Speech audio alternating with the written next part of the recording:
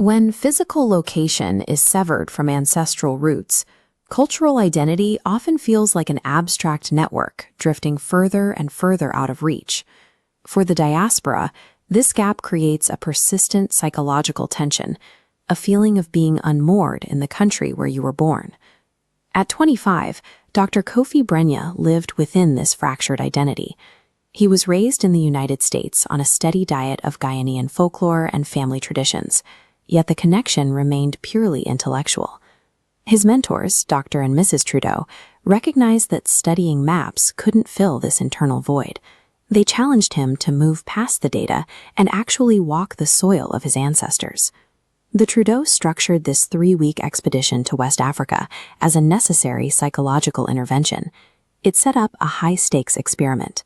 Could immersion in a physical geography resolve a lifetime of cultural disconnection? The first stage of heritage therapy is sensory immersion.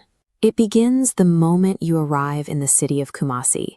In the Kajetia market, the idealized myths of heritage are replaced by a tangible, overwhelming present. The chaos of the crowds and the scale of the commerce force a traveler out of their head and into a direct experience with their culture. These sensory anchors ground the identity. It's the thumping rhythm of Afrobeat, the bold heat of the spices in a bowl of fufu, and the tactile complexity of the kente cloth being woven by hand. This sensory overload acts as a reset mechanism. It shatters the abstract textbook version of a person's history and replaces it with an undeniable reality. As the traveler moves from the modern city and into northern Ghana, the journey shifts into historical anchoring. Witnessing ancient structures, like the 15th century mosque at Larabanga, turns family stories into physical evidence. Seeing these buttresses endure for centuries provides proof that one's lineage is a permanent fact. In the Ashanti Kingdom, the past is actively guarded. At the Manhia Palace, history isn't just a collection of artifacts, it's a living system maintained by people who still carry the traditions of the kingdom today. Confronting sacred artifacts like the golden stool provides a heavy psychological anchor.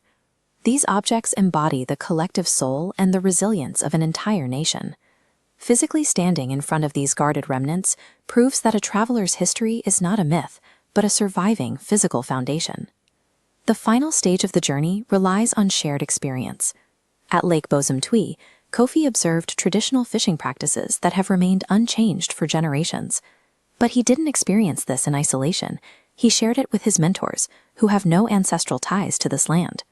Watching the Trudeaus embrace the culture and seeing the locals welcome them in return shifted Kofi's perspective on cultural ownership. He realized that cultural heritage isn't a closed system. It's a bridge that becomes more effective when it is open to others.